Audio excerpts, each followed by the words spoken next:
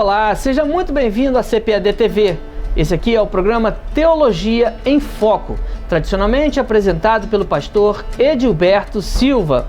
No dia de hoje eu vou conversar com Anderson Grangião sobre as Escrituras Sagradas, sobre a Bibliologia. Pastor Anderson Grangião, seja bem-vindo ao nosso programa de hoje.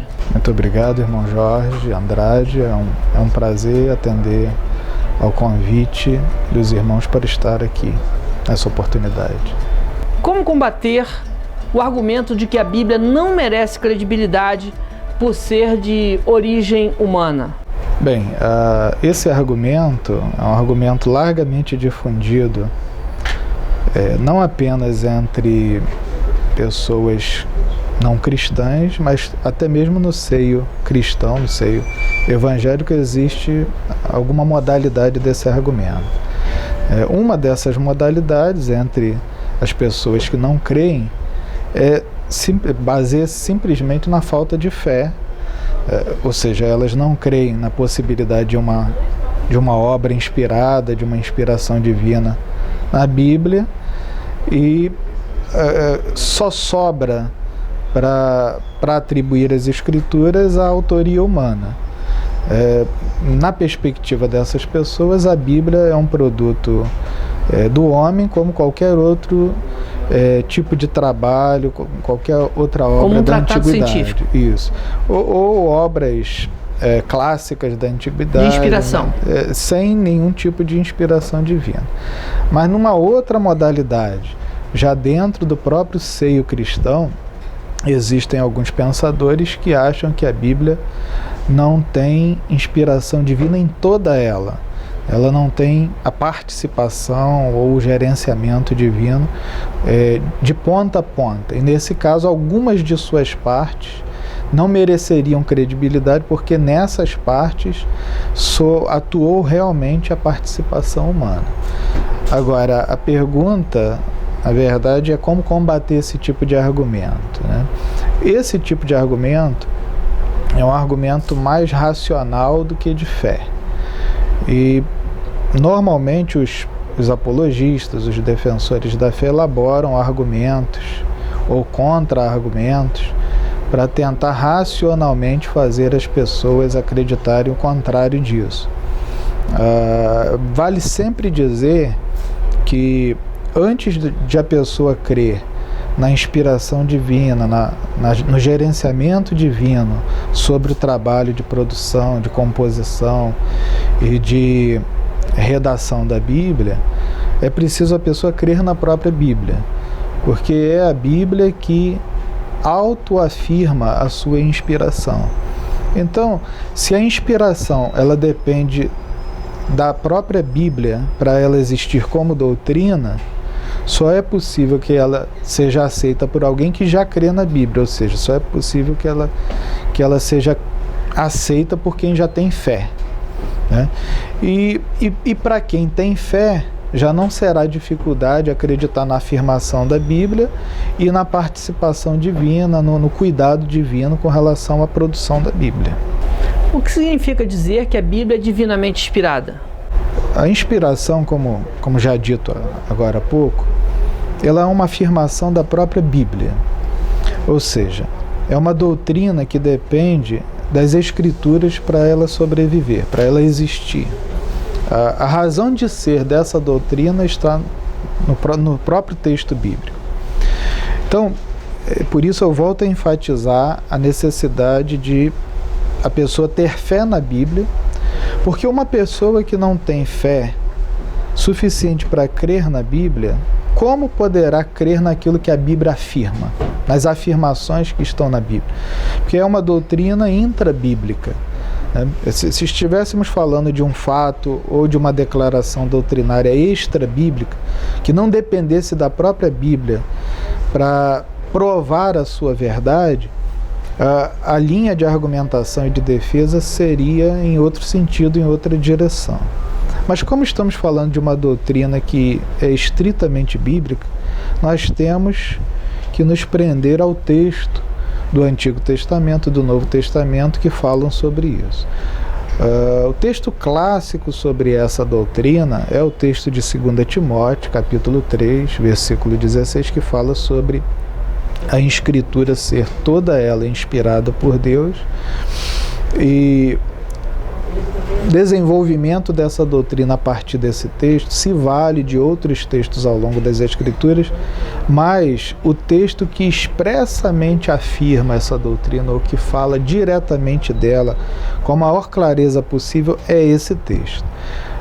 De certa forma, toda a doutrina da inspiração, em termos de afirmação bíblica, depende desse texto.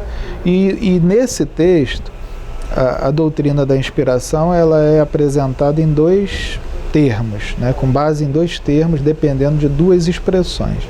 Uma expressão é a expressão inspirada por Deus, e a outra expressão é a expressão escritura.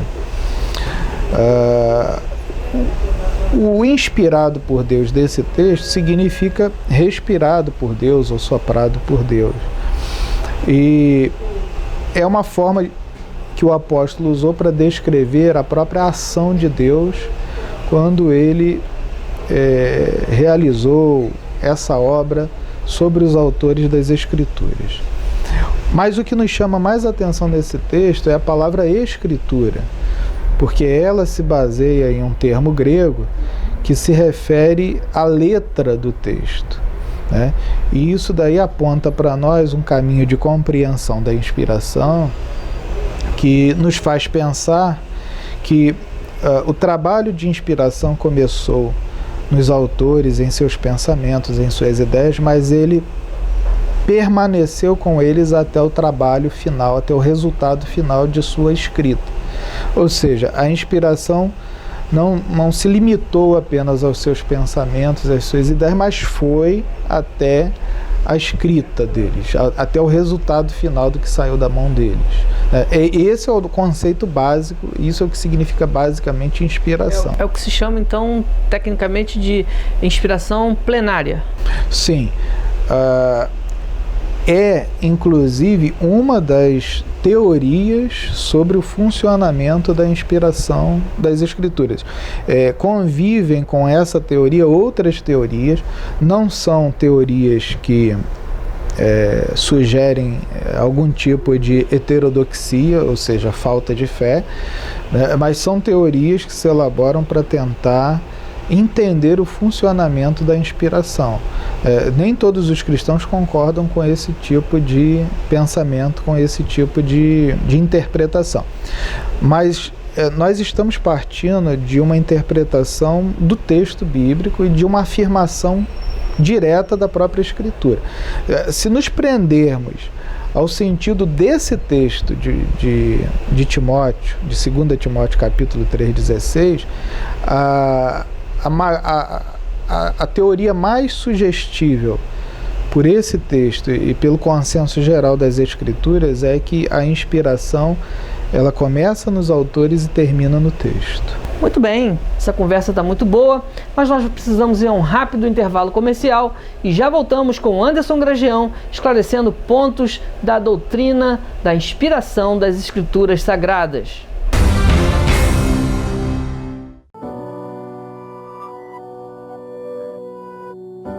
O seu melhor ainda está por vir. Viva por inteiro. Ame por completo. Lidere com coragem. De Brian Houston, fundador e pastor da igreja Hillsong. Viva, ame, lidere. Um produto com a qualidade CPAD. Pentecostalismo, o maior movimento religioso do século XX, analisado de forma simples e clara através do livro Revestidos de Poder. Ao tratar de sua teologia, sua liturgia, o dom de profecia, o batismo no Espírito Santo, entre outros assuntos, este livro se torna uma leitura obrigatória para quem quiser entender o movimento pentecostal. Adquira agora mesmo pelo nosso site cpad.com.br ou pelo 0800 021 7373. Revestidos de Poder, um produto com a qualidade CPAD. Estamos de volta com Teologia em Foco, hoje com o pastor Anderson Grangião. Ele trabalha no setor de Bíblias e Obras Especiais da CPAD e está nos esclarecendo um pouco mais sobre as Sagradas Escrituras. Pastor Anderson Grangião, existem algumas teorias, como nós falávamos no bloco anterior, que tratam da inspiração das Sagradas Escrituras. Quais são elas e em que se fundamentam? Na verdade, toda teoria é uma tentativa de aproximação e de compreensão de uma verdade. Qual é essa verdade em questão? A verdade afirmada pelo texto bíblico a respeito da inspiração divina da Bíblia. Então o texto bíblico afirma isso, e todos aqueles que creem na Bíblia, todos os cristãos de forma geral, não duvidam da doutrina em si, né? As teorias que se formulam sobre a doutrina é mais uma tentativa de compreender o funcionamento, como se deu, como se passou esse evento, né, essa ação divina da inspiração. Está de fora desse assunto, já mencionamos isso aqui, mas é importante frisar porque isso entra na compreensão e na discussão. Está de fora desse assunto a pessoa que não crê na Bíblia. A pessoa que não crê na Bíblia a priori não tem condição nenhuma de crer também na possibilidade de uma inspiração divina. Então estamos falando nesse momento, apesar de estarmos falando de visões divergentes e de olhares diferentes com relação à inspiração, estamos falando de cristãos, né? Não estamos falando de pessoas que negam as Escrituras ou que negam a inspiração das Escrituras. Eles apenas divergem entre si na compreensão de como se deu essa inspiração. Há alguns que pensam que aquilo que foi inspirado nos autores foram apenas as ideias e Deus se aproveitou das impressões que esses autores tiveram quando estiveram presentes nos eventos de revelação ou nos momentos históricos em que Deus se apresentou para o povo, e a partir dessas impressões, dessas conclusões e dessas reflexões se produziu as Escrituras com total liberdade humana e já sem a presença divina ali para guiar esse trabalho final, esse fechamento do texto, né?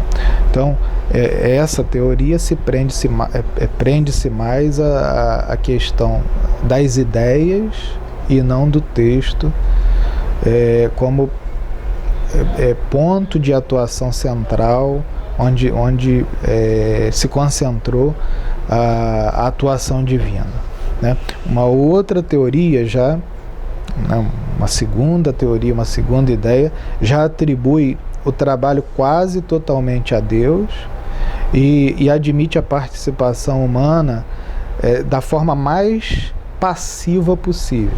Ou seja, o ser humano ele teria servido como canal, mas apenas como um canal mecânico, né? Apenas como um maquinário para produzir o texto, sem ter contribuído com vocabulário, com algum tipo de influência cultural, sem ter entrado com algum tipo de índole ou de tendência linguística de sua parte, sem ter sequer levado para o texto algum tipo de reflexão pessoal ou de ideia que ele pudesse ter tido, né?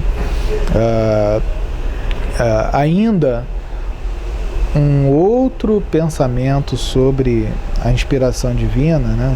Essas são teorias, é de que o homem simplesmente não tomou conhecimento do que estava fazendo. Essa forma mais extrema de teoria sobre a inspiração coloca Deus como exclusivamente o autor das Escrituras, sem a participação humana em aspecto nenhum, exceto pelo fato de que Deus ele precisava de mãos, né, para tomar os instrumentos de escrita e escrever, mas os autores sequer estiveram presentes conscientemente durante esse processo.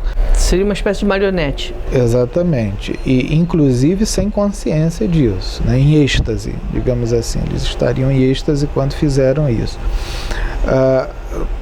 Estamos enfatizando aqui que todas essas teorias são tentativas de melhor entender o funcionamento da inspiração.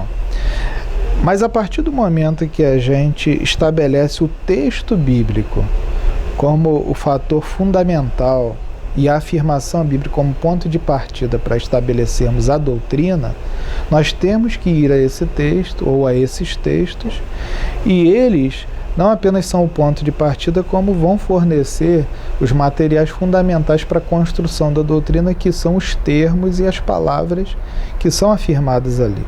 Dissemos que 2 Timóteo capítulo 3, versículo 16, afirma que a inspiração é de toda a Escritura, e isso significa que ela é abrangente.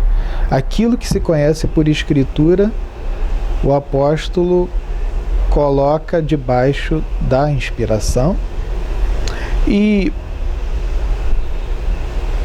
já demos ênfase a isso também, mas vamos reforçar aqui: o que foi inspirado foi o texto, ou seja, a escritura, que no grego se refere ao texto escrito, ao produto final do trabalho dos autores.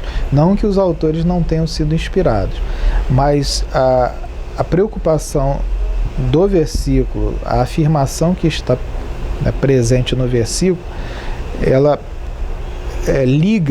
estabelece uma relação direta entre aquilo que Deus soprou, ou seja, o sopro divino, a respiração divina, que é o que está ali inspirado por Deus, estabelece uma relação direta entre esse sopro e aquilo que saiu da mão dos autores, que é o texto final, as palavras, as frases, toda a elaboração escrita. O que delimita muito claramente para nós que o quanto é importante para nós que cremos nessa afirmação do texto bíblico lidar com um texto da Escritura que seja o mais fiel, o mais preciso. Por isso a preocupação o tempo todo de sempre avaliar as cópias que chegam a nós, os manuscritos que chegam a nós. Os melhores textos podem ser considerados os mais apropriados para serem as bases das traduções da Bíblia, porque de fato a nossa perspectiva, a perspectiva mais ortodoxa e mais tradicional com relação à inspiração, é exatamente essa que o irmão mencionou, é a inspiração plenária, ou seja, a inspiração que se refere a toda a Escritura e que inclui o texto bíblico, o resultado da inspiração, não apenas os autores, mas o resultado da inspiração. Agora, há uma coesão interna que faz com que isso aí seja bem crível, né? O irmão certamente se refere à unidade interna da Bíblia, ou seja, ao fato de que os livros da Bíblia apresentam uma harmonia impressionante entre si, naquilo que eles tratam. Sido escritos em culturas diferentes, por pessoas diferentes, em épocas diferentes. Sim, é verdade. Agora, é importante pontuar o seguinte: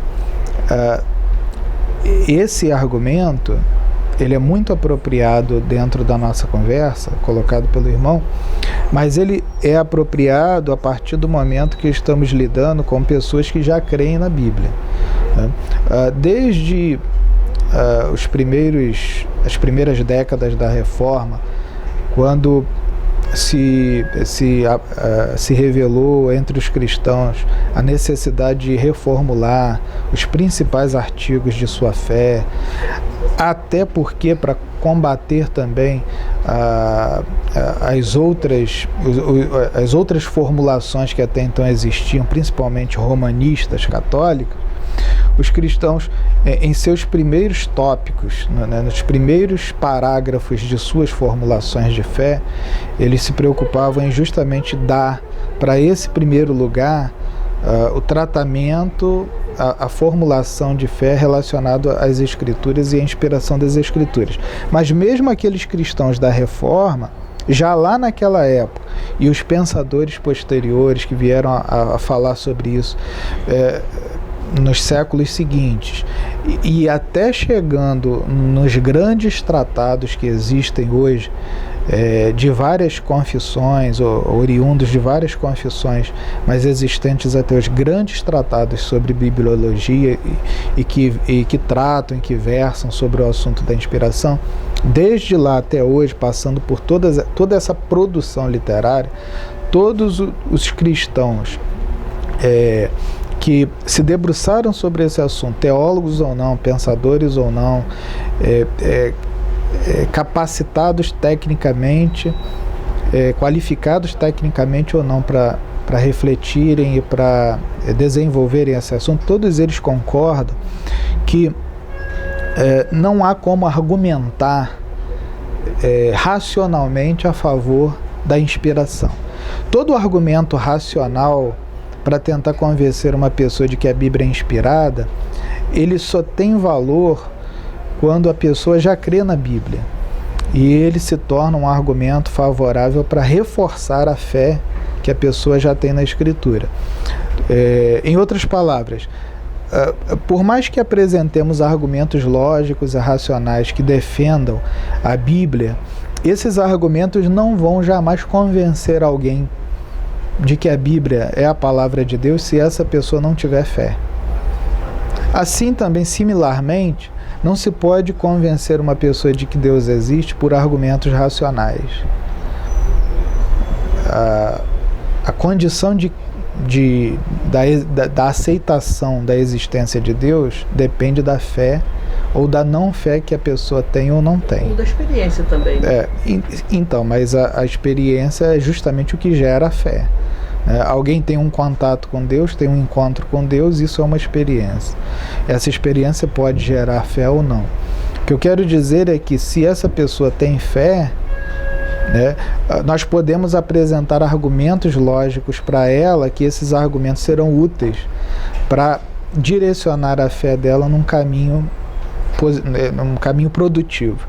Se uma pessoa não crê na Escritura, por mais que eu apresente argumentos, ela continuará não crendo nas Escrituras, porque é preciso que antes ela tenha fé nas Escrituras, para depois ela entender logicamente o valor dessa argumentação. Muito bem. Há uma diferença enorme entre a Bíblia que os evangélicos usam e a Bíblia que os católicos usam, ou seja, a diferença no número de livros.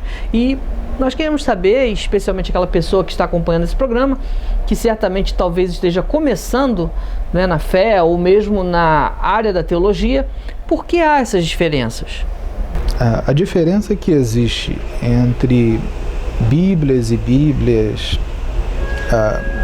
quando a gente fala de diferenças, a gente precisa especificar que não é apenas um tipo de diferença, né? Existem diferenças, para começar, entre todas as Bíblias existentes, entre todas as versões existentes, mesmo das Bíblias evangélicas, digamos assim, das Bíblias protestantes.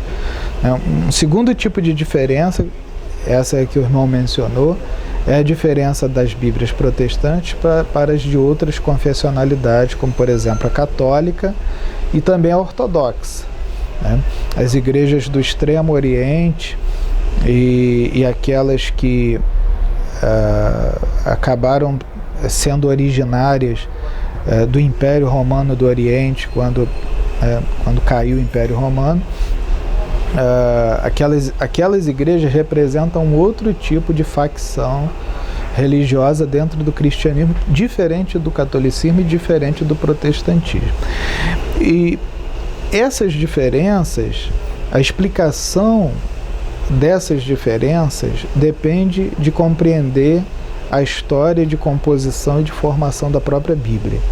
Nós precisamos retroagir ao Antigo Testamento como ponto de partida para entender, primeiro, como se formou o Antigo Testamento.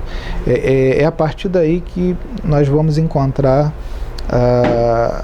uma explicação razoável para a existência dessas diferenças entre Bíblias que existem hoje. Quando voltamos ao Antigo Testamento, a primeira conclusão que nós chegamos, a primeira percepção que nós temos, é que o próprio Antigo Testamento não se fechou, não se formou de uma vez só e tão facilmente como nós pensamos. Olhamos para os judeus, sabemos que todos eles têm um consenso geral acerca do Antigo Testamento deles, que é a Bíblia hebraica, e que corresponde exatamente aos nossos 39 livros, os 39 livros do cânon protestante. Mas quando vamos estudar ou ler um pouco mais a respeito da história da própria formação da Bíblia hebraica, nós constatamos que até mesmo nessa etapa, nessa fase da história de formação da Bíblia, houve muitas complicações.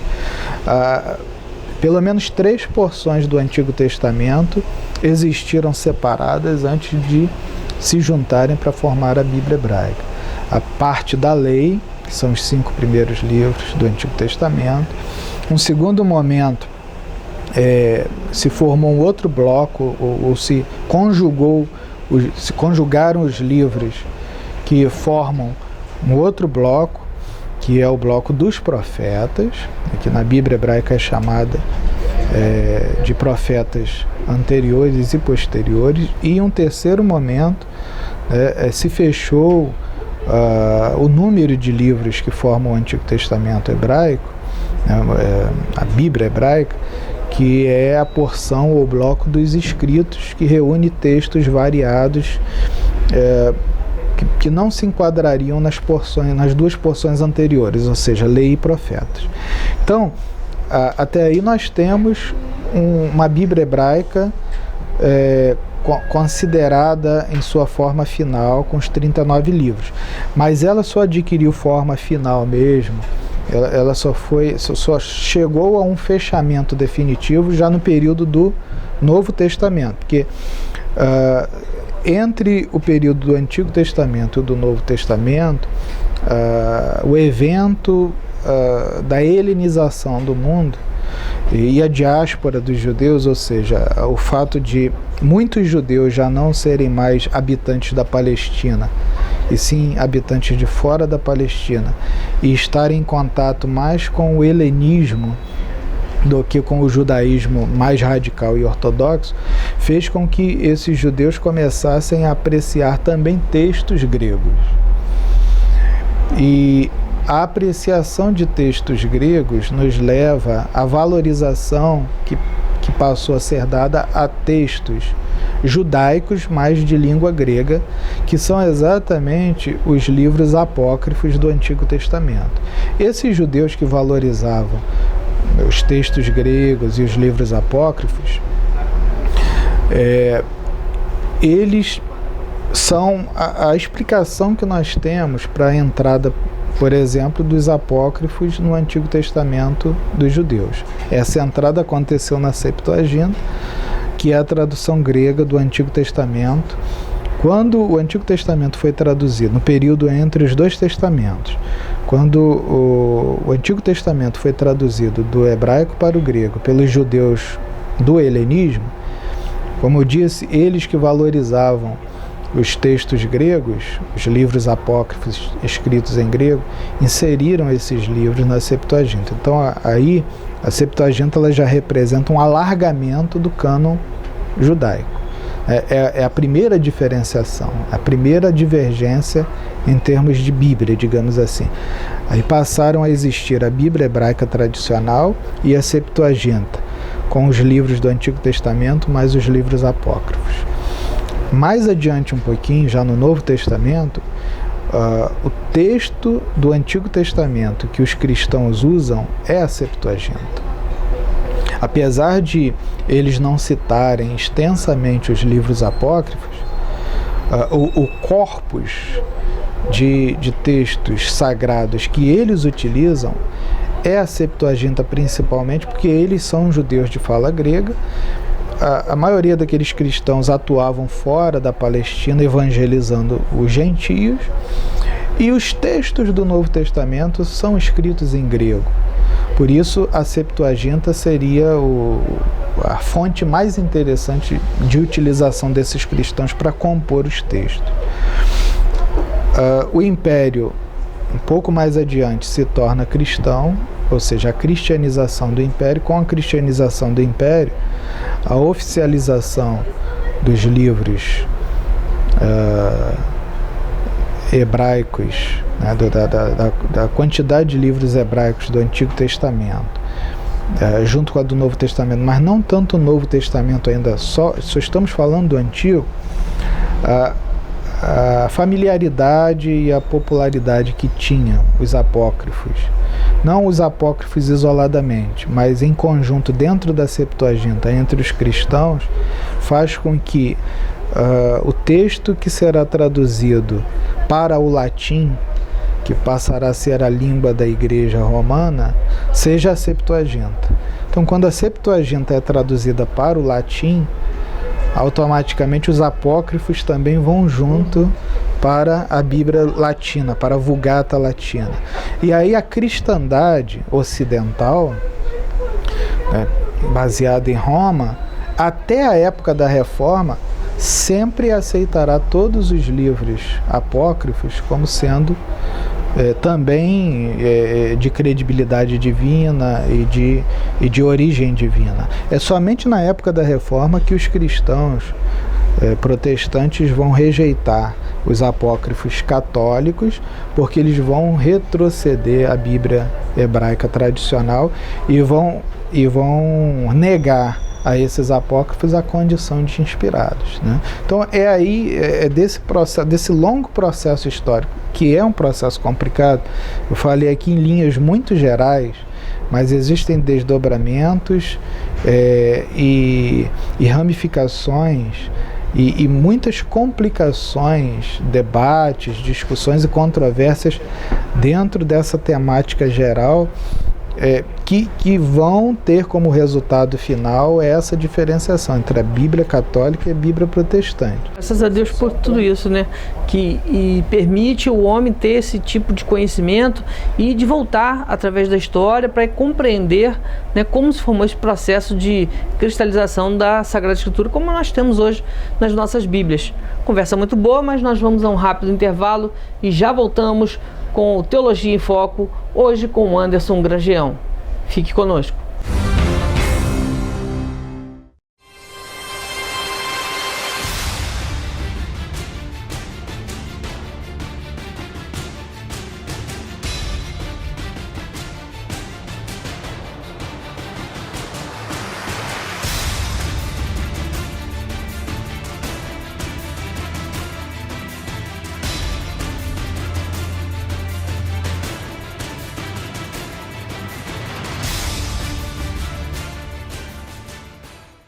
Conheça a mais abrangente Bíblia de Estudo para Mulheres já lançada no Brasil. Bíblia de Estudo Mulher Cristã. Editada por 2 especialistas possuidoras de vasto conhecimento das línguas bíblicas originais, esta Bíblia de Estudo lhe proporcionará um mergulho profundo nas Escrituras.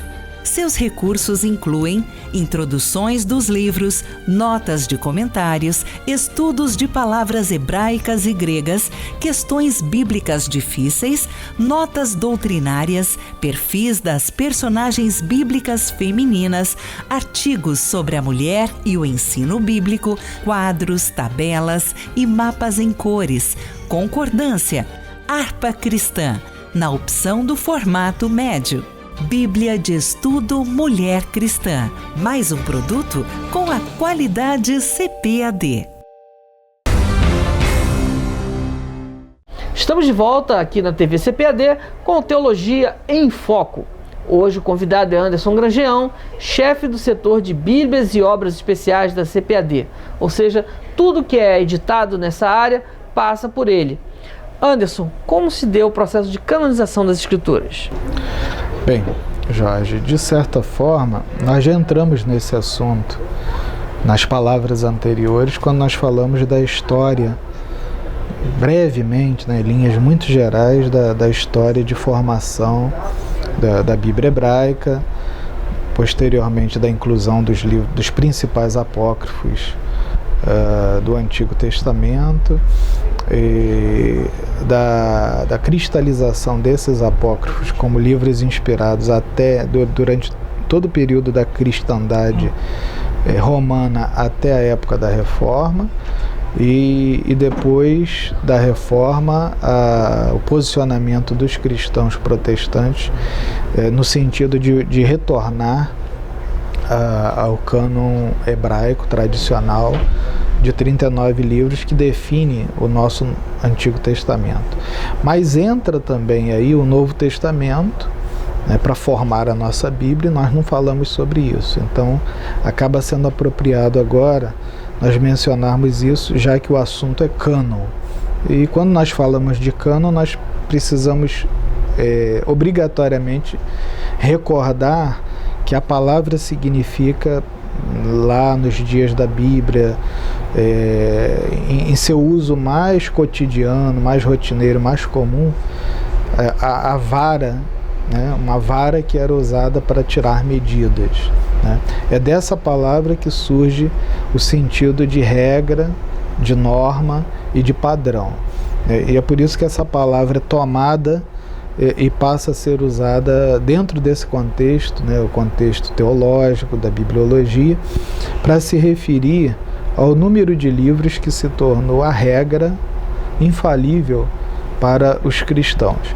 Nesse ponto, não existe divergência entre nenhum segmento cristão, ou seja, protestante, católico, ortodoxo. Quando se fala em cânon, todos estão de acordo que o cânon das Escrituras se refere ao número de livros que são considerados por esse segmento ou por aquele, o seu número de livros oficial, a sua regra de fé e conduta, ou seja, o padrão que rege tudo aquilo que determinado segmento dentro do cristianismo crê e sob o qual ele vive.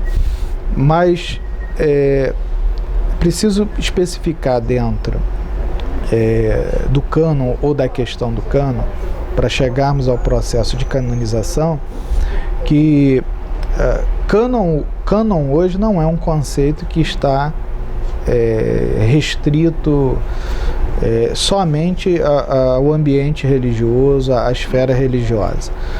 Dentro da literatura, por exemplo, se fala em cânon literário, o cânone literário. Dentro da literatura, o cânon literário significa os autores que são considerados os padrões fundamentais para alguém escrever dentro de uma determinada língua. De forma que, se alguém quiser se tornar escritor, essa pessoa precisa primeiro conhecer o cânon daquela literatura, o cânon da literatura inglesa, o cânon da literatura portuguesa, o cânon da literatura brasileira, para se enquadrar dentro desse padrão, que é o padrão dos grandes autores representantes dessas literaturas. Existem outras áreas do conhecimento humano que também usam a palavra cânon sempre com esse sentido, de um padrão a ser seguido. Dentro do universo teológico, da esfera teológica, e não apenas dentro da teologia, mas dentro da própria vida e prática da igreja e dos cristãos, o cânon, nós precisamos também lembrar sempre disso. O cânon, ele é sempre uma iniciativa de um grupo. Ele sempre representa o posicionamento de um grupo ou de um indivíduo. Em outras palavras, nós precisamos entender esse processo que se estabelece para a criação de um cânon, para nós termos com um pouco mais de clareza o sentido do próprio cânon. Então, o processo o processo de canonização é um pouquinho mais complicado, mas a gente precisa entender alguns pontos fundamentais que estão na origem desse processo. Por exemplo, Deus não nos deu uma Bíblia. Deus, ele nos deu livros avulsos. E não há dúvida alguma de que todos esses livros são de origem divina e foram produzidos debaixo do gerenciamento, do cuidado e da orientação divina. Já dissemos aqui que, inclusive, o texto desses livros foi guiado por Deus e as palavras desses livros também estão debaixo da ação da inspiração. Mas, na prática, a realidade, de acordo com a realidade dos fatos, Deus nos deu os livros que compõem a Bíblia. O produto que hoje se chama Bíblia e que nós temos em mãos, ele é já o resultado do trabalho da igreja em reunir esses livros avulsos e fazer com que esses livros avulsos se tornassem um livro só. Então é por isso que dissemos que o processo de canonização é um processo mais humano do que divino. E não estamos dizendo com isso que está errado. Só estamos dizendo que é a igreja... Tem essa interseção, né? Não, porque poderia ficar parecendo que estamos dizendo que a Bíblia ela é simplesmente o resultado da escolha dos seres humanos. Mas não estamos dizendo com isso que o governo de Deus não está sobre esse processo, e também não estamos dizendo com isso que os homens erraram ao fazer. Mas é fato que quem compõe o cânon, quem define o cânon, quem toma a iniciativa de formar um cânon é sempre a igreja. Houve, inclusive, na história da igreja, hereges que formulavam o seu próprio cânon. Ou seja, cânons pessoais. Existiu na história da igreja cânons que não eram o cânon da igreja, eram cânons de indivíduos. Ou seja, o conjunto de livros que aquele determinado indivíduo julgou que seria a sua Bíblia. Né? Então alguém pode dizer, mas esse é um herege. Aí a gente precisa esclarecer, sim, mas a igreja fez o mesmo.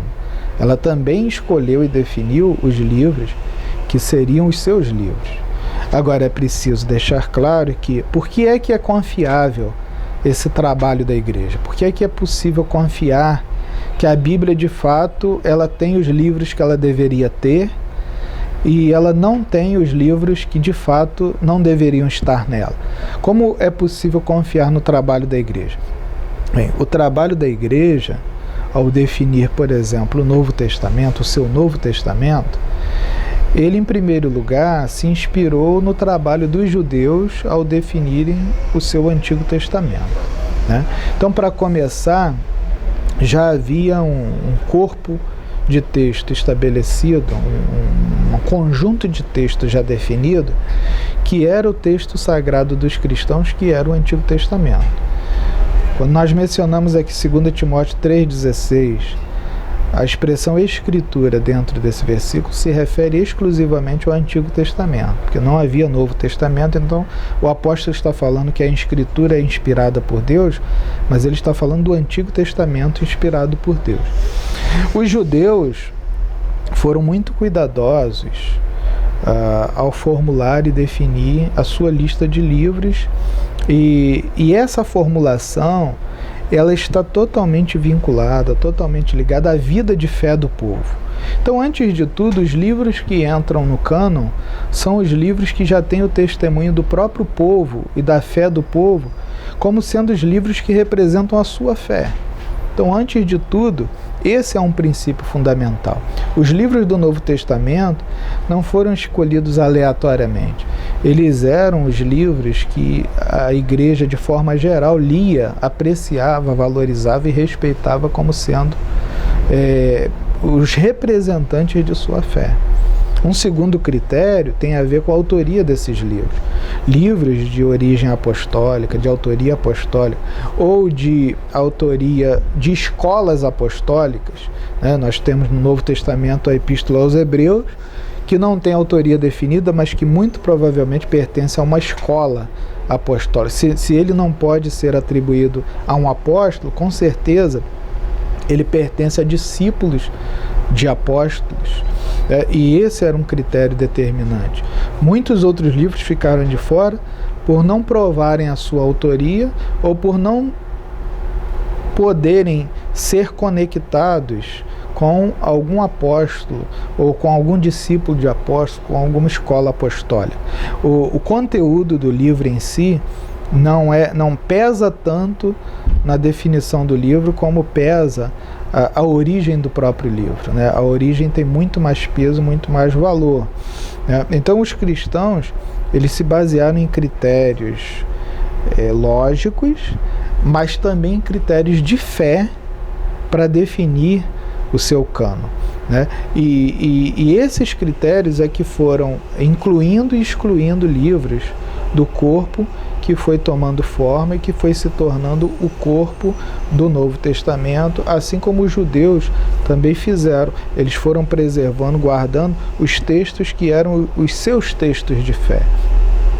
Os judeus, primeiramente, eles não poderiam jamais deixar de fora os escritos mosaicos, porque eram os escritos de fundação da nação e fundação da fé da nação.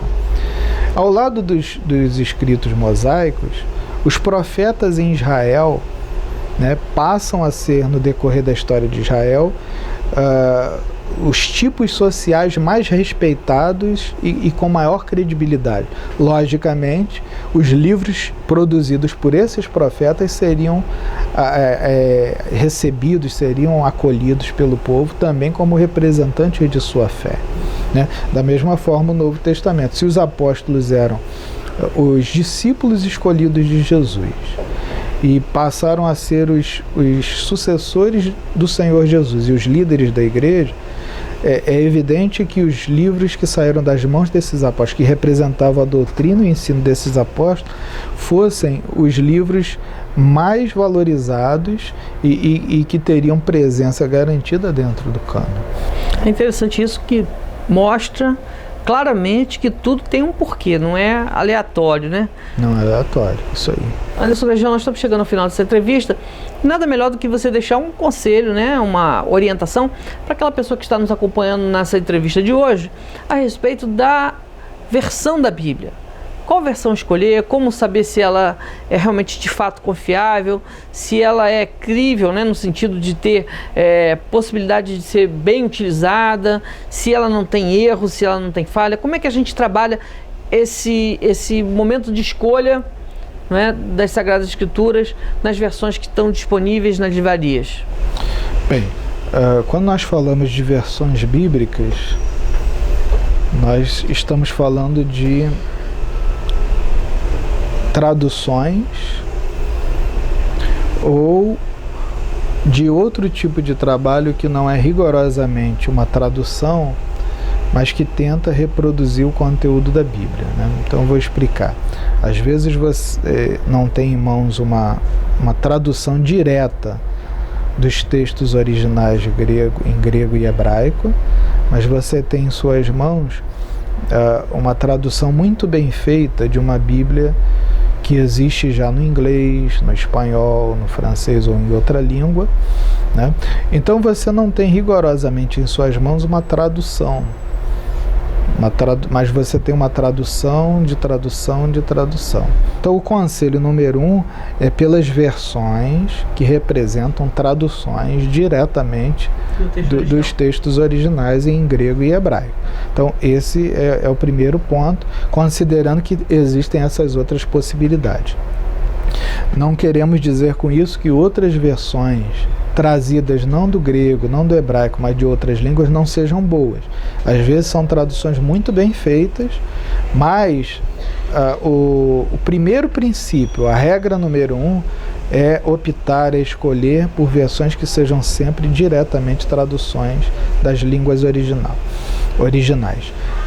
Em segundo lugar, nós temos que aceitar o fato de que não existe uma versão definitiva da Bíblia, porque todas as versões que existem se baseiam em manuscritos, e todos os manuscritos que existem contêm divergências e diferenças entre si. Então uma versão bíblica, ela nunca será perfeita em todos os sentidos, porque ela se baseia em textos que já são de natureza imperfeita, que são as cópias e os manuscritos, tanto do Antigo Testamento como do grego.